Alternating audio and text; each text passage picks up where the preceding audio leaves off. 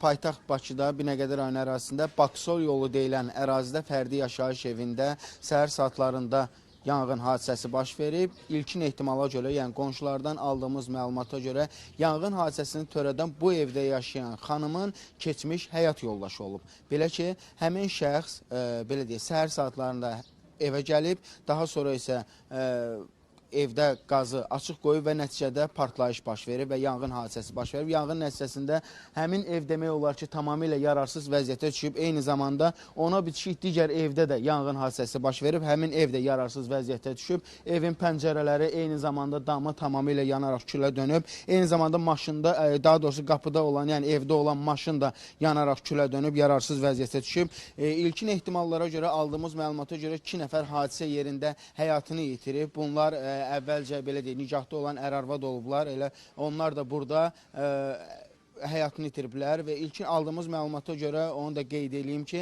həmin şəxslərin 2 övladı var imiş. Onlar da səhər saatlarında işdə olduğu üçün hadisədə xəsarət görməyiblər. Lakin evdə olan, yəni 2 şəxs, təxminən 50 yaşlarında olan 2 şəxs ər-arvad, yəni keçmiş ər-arvad hadisə nəticəsində həyatını itiriblər. İndi həmin ərazidəyik biz, evin kadrlarını operatorum sizə təqdim edəcək, yanan evin, eyni zamanda avtomobilin görüntülərini.